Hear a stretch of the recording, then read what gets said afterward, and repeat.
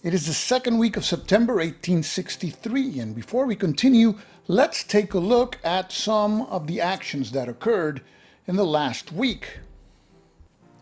In the first week, we saw bombardment by the Nantucket and the Passaic on rebel forces that were occupying L11, and I forgot to return both ironclads to their respective ports, so I will do so now.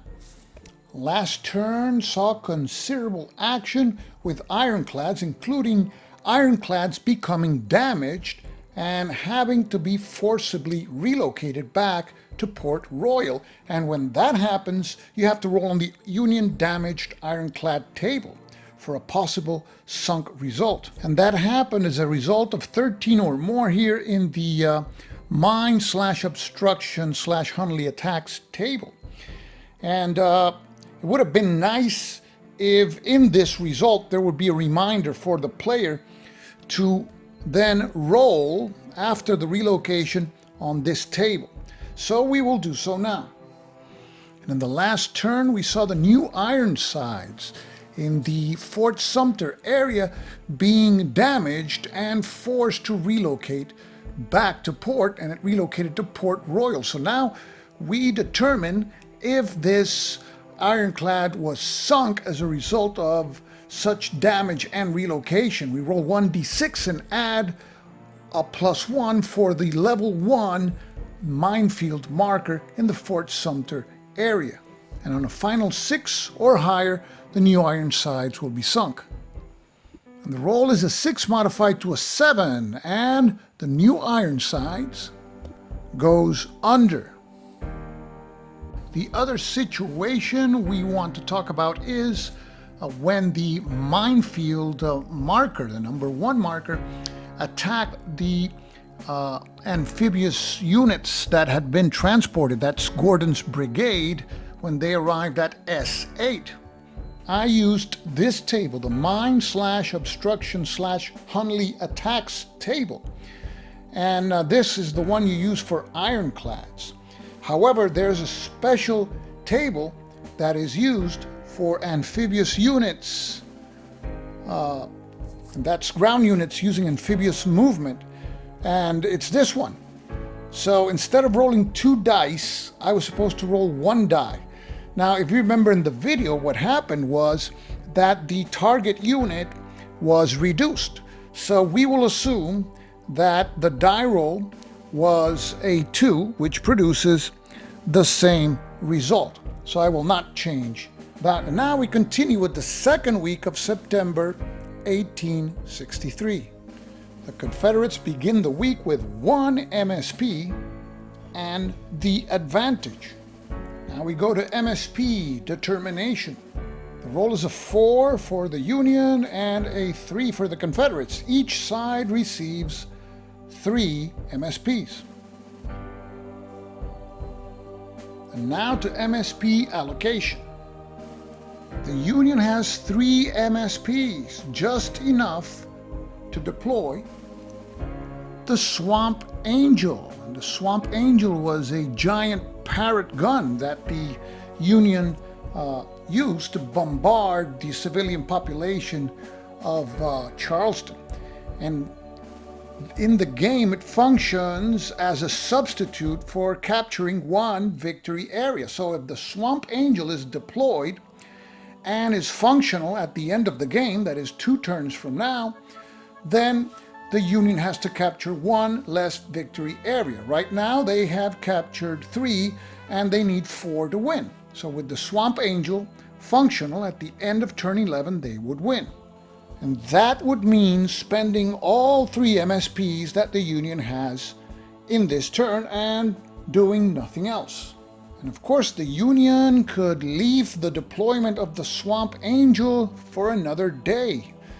But there's no guarantee in this game that in each of the remaining turns, the Union will receive 3 MSPs.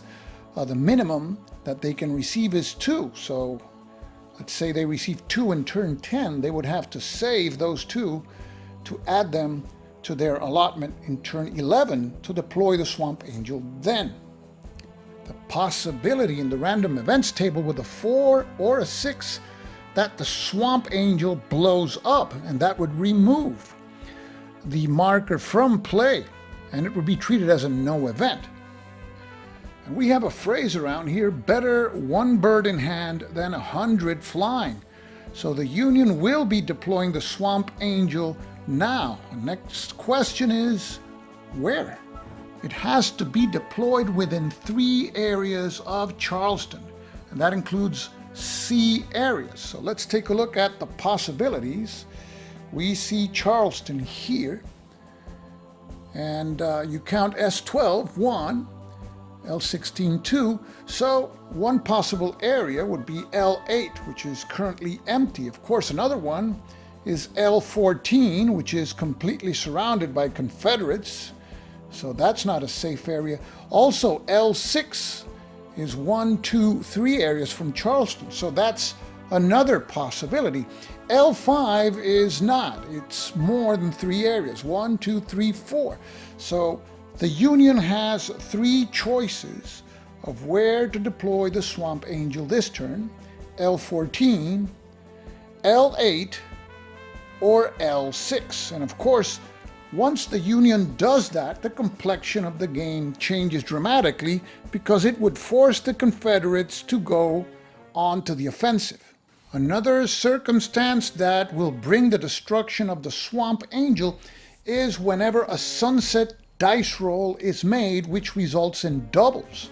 So for instance, if we're rolling at the end of the third impulse and boxcar's result is obtained, the result would end the impulse, and in addition, the Swamp Angel would be destroyed. So it seems there's not much of a choice of where to deploy the Swamp Angel.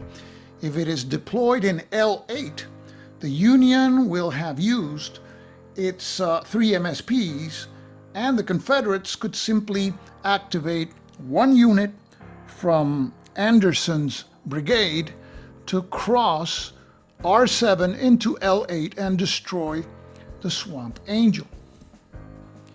If deployed in L14, of course the Confederates will be attacking from at least 2 directions in this turn, because they have 4 MSPs and the advantage. So it seems that the only sensible place where to place the Swamp Angel is in L6. And that doesn't mean that it is safe from attack. The Confederates could launch an attack from L17, but it would have the penalty of crossing a river. However, the Union forces in L6 are not entrenched. So the decision is made.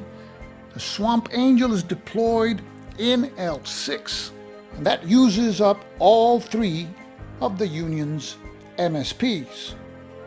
Now the Confederates allocate their MSPs. They have 4. So they most probably want to place in command 2 of their brigades. The Confederates do not want to leave L17 empty, because that's another key area. So they will activate Anderson's brigade at L16, and we will expect the rebels to attack L6 by crossing the navigable river there. The rebels will also place in command Walker's brigade to act as a reserve in case Anderson's attack fails. Then Walker can try another attack in this same week. And the rebels have 2 MSPs left, and now we move on to the operations phase. The rebels have the advantage, which can be used to activate a previously activated unit a second time, or re-roll an unfavorable dice roll. So we go to the first impulse. The Union has to pass.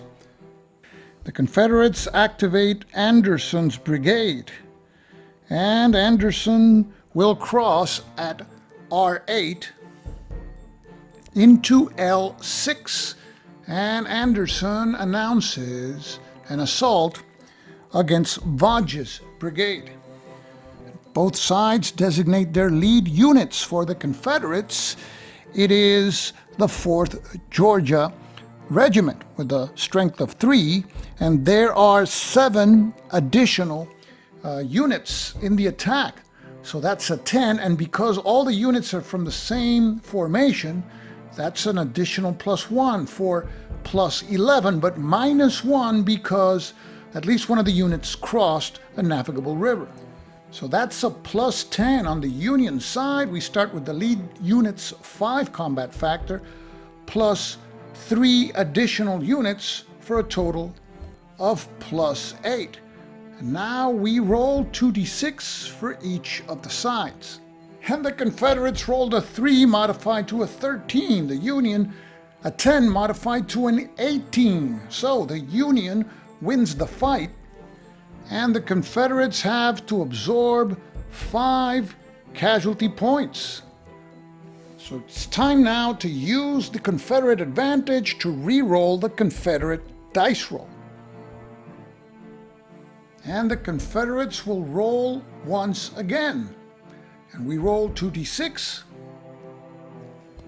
And this time the roll is a 6, and still the Union wins the fight 18-16. So the Confederates fail in their initial attack, and now they have to satisfy 2 casualty points by retreating at least 2 units, and they will retreat their entire brigade back to L16. And that's the end of the 1st Confederate impulse. Now we go to the Union's 2nd impulse, but the Union has to pass because it has no MSPs. Now to the 2nd Confederate impulse, and the Confederates only have 1 MSP left. The Confederates have placed in command Walker's brigade. They could also, instead of activating Walker, they could activate Anderson one more time, but with a -1 die roll modifier because Anderson's force has been committed once during the turn. So the Confederates will activate Walker, and Walker crosses R8 into L6 and announces an assault against Bodge's brigade. Taking all factors into account, the Confederates have a +10 die roll modifier. The Union has also a +8. And now we roll 2d6 for each of the sides. The Rebels roll an 8 modified to an 18, and the Union a 7 modified to a 15. So the Rebels win the fight, and the Union has to absorb 3 casualty points. And the Union will reduce the 4th New Hampshire. That absorbs all 3 casualty points without giving up any ground. So the battle rages on at L6. That's the end of the 2nd Confederate impulse and the end of the operations phase. On to the end phase, and we remove all committed markers. On to random events, and random events had never been so important. The Union could care less for any result except for a 4 or a 6. So we roll 2d6. And the roll is an 11. Increased support from Washington. So now the Union rolls 1d6 on an even result. In the next turn, the Union will receive 2 additional MSPs. On an odd result, 1. And the roll is a 3, so the Union will receive 1 MSP next turn, in addition to its regular allotment. And we mark that extra MSP at this time. And now we move on to the 3rd week of September 1863. And the fight is on at Morris Island. Will the Union be able to hold its ground and continue bombarding Charleston? Will the rebels be able to overpower the northern defenders before they can fortify the area? Stick around for the next turn of A Gate of Hell. This is Stuka Joe, signing off for now. Thanks for watching.